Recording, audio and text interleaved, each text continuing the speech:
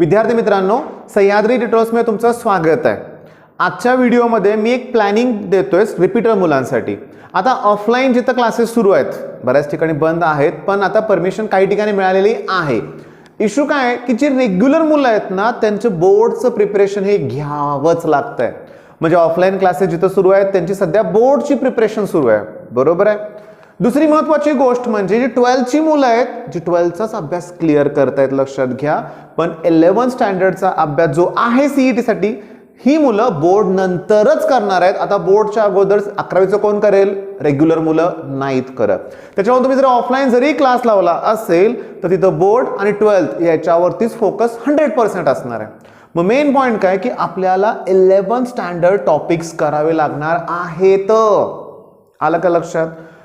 हा बघा, व्हिडिओज मी फक्त रिपीटरसाठीच करतोय असं नाही बरं का, लक्षात घ्या बाळांनो।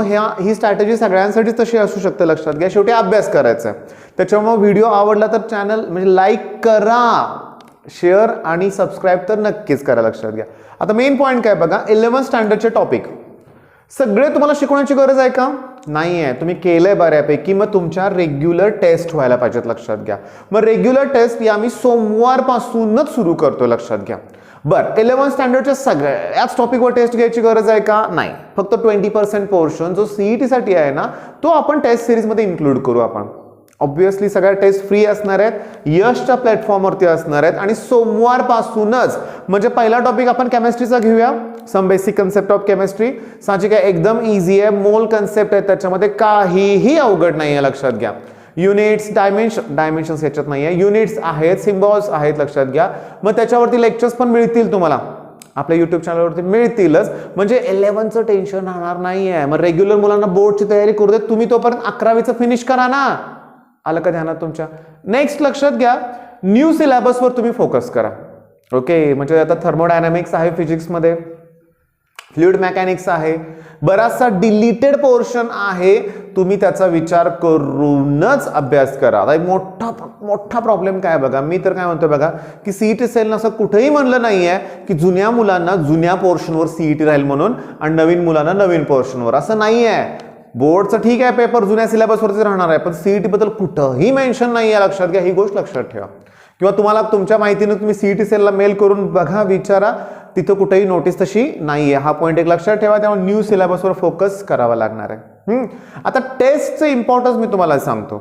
काहीही करा, कितीही अभ्यास करा, जोपर्यंत इव्हॅल्युएशन होत नाही तोपर्यंत काहीही फायदा होत नाहीये, बरोबर आहे। मग रिपीटर्सनी काही काळजी करू नका, लक्षात घ्या की तुम्हाला एक पॉझिटिव्ह ॲटिट्यूड ठेवायचा आहे। हो, आणि सगळ्यात महत्त्वाचं की सगळेच मला म्हणतात की सीईटी साठी क्रॅश कोर्स लवकर लवकर लवकर सुरू करा। क्रॅश कोर्स हा सुरू करायचा आहे, पण प्रॉब्लेम काय की आता मी मगाशीच काय बोललो की जे रेग्युलर मुलं आहेत त्यांनी आता बोर्डचं प्रिपरेशन केलं पाहिजे, हे लक्षात घ्या। म्हणजे हा जो महिना 2 महिना आहे त्यांना बोर्डचं सगळं रिव्हिजन, मॉक टेस्ट ह्या द्याव्याच लागणार आहेत। आणि मी क्लिअरली एकदम एका व्हिडिओत बोललो होतो की आत्ताच्या टाइम टेबल प्रमाणे जरी एक्झाम झाली बोर्डची, तरी शेवटचा पेपर अगदी 21-22 मेला आहे। तसं मॅथ्सचा पेपर तर 7 तारखेलाच फिनिश होतोय, 7 मेला। म्हणजे मे महिन्याचे 2 आठवडे 3 आठवडे मिळत आहेत। साहजिक आहे, जूनच्या काय पहिल्याच आठवड्यात लगेच परीक्षा असणार नाहीये, दुसऱ्या तिसऱ्या आठवड्यात मिळेल। म्हणजे नाही म्हणलं तरी 45 डेज आपल्याला एक्झाम नंतर सुद्धा मिळणार आहेत। आणि रिपीटरसाठी मोस्ट महत्वाचा बोनस काय माहितीये का की 23 एप्रिल पासून बोर्डची एक्झाम सुरू होते, आपल्याला कुठे द्यायची आहे? मग तो एक अभ्यासाला चांगला चान्स असणार आहे। तर मी तुम्हाला सगळ्यांना सजेस्ट काय करतोय की जे रिपीट करतायत की त्यांनी 11th स्टँडर्डचा सिलेबस आता संपवून टाका। ओके, आणि मोस्ट इम्पॉर्टंट कोणती गोष्ट आहे की पॉझिटिव्ह ॲटिट्यूड हवाय। हां, मला करायचं आहे, मी करून दाखवेन।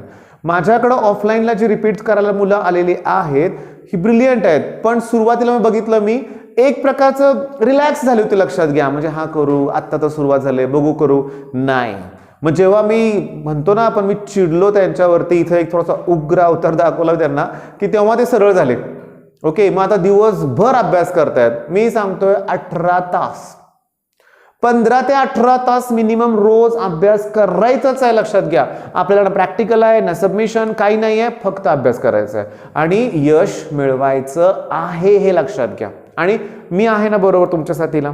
आता तसं जर बघितलं ना तर तुमच्या स्ट्रॅटेजीमध्ये मी तुम्हाला क्लिअरली सांगतो, प्रत्येक वेळेस सांगतोय की मॅथ्सवर जास्त फोकस ठेवा। जो स्टुडंट मॅथ्समध्ये 80+ स्कोअर करतोय ना, बघा हे खूप कमी आहे तसा स्कोअर COEPचा विचार केला तर, तरी पण 80+ जो स्कोअर करतो त्याला 100% बेस्ट कॉलेज मिळते, लक्षात घ्या, बेस्ट कॉलेज. आणि हो, मी यश आणि अजून मी टीम मेंबर आम्ही सिलेक्ट करतोय म्हणूया आपण, आम्ही काउन्सिलिंगसाठी सुद्धा तुम्हाला हेल्प नक्की करणार आहे. आम्ही एक कन्सल्टन्सीज तयार करणार, लक्षात, एक प्रकारची कंपनीज म्हणूया आपण, की जिथं मुलांना प्रॉपर काउन्सिलिंग केलं जाईल. कारण माझ्याकडे जे रिपीट करतायत ना मुलं बाळांनो, 10वीचे मार्क मिसमॅच झाले, ठीक आहे, ऑटो फ्रीज, मनासारखं कॉलेज नाही मिळालं, मनासारखं ब्रांच नाही मिळालं, मग मी त्यांना प्रत्येक वेळेस म्हणलं मनासारखं नाही मिळालं पण ऑप्शन फॉर्म तुम्हीच भरला होता ना. मग अशा गोष्टी आहेत. मग ह्याच्यासाठी पण तुम्हाला आम्ही करिअर म्हणजे काउन्सिलिंगसाठी कन्सल्टन्सी नक्की आम्ही तुम्हाला त्यावेळेस तयार करून हेल्प करणार, लक्षात घ्या. म्हणजे माझी इच्छा आहे जास्तीत जास्त मुलांनी टेस्ट सिरीज जॉईन करा, कॉम्पिटिशनमध्ये या, बघा आपण कुठं आहे ते. डेली टेस्ट होणार आहे, डेली टेस्ट, आणि होत आहेत ना. म्हणजे आज अजून संध्याकाळी तुम्ही पेअर ऑफ स्ट्रेट लाईनची टेस्ट देऊ शकताय. 9:30 पर्यंत टेस्ट किंवा 8:30 पर्यंत टेस्ट ओपन असतात, लक्षात घ्या. द्या ना टेस्ट, द्या. उद्या थर्मोडायनामिक्स आहे, लवकरात लवकर 3-4 पुढच्या 3-4 दिवसाचं शेड्यूल तुम्हाला ऑलरेडी दिलं जाईल, लक्षात घ्या. म्हणजे उद्या सकाळच्या स्ट्रॅटेजीमध्ये मी तुम्हाला शेड्यूल ते देईन, लक्षात घ्या. त्याच्यामुळे शांतपणे रिलॅक्स म्हणजे निवांत राहायचं नाही आहे, अभ्यास करायचा आहे, पण एक पॉझिटिव्ह ॲटिट्यूड ठेवून अभ्यास करायचा आहे. ठीक आहे, मग करा अभ्यास. बेस्ट ऑफ लक. धन्यवाद.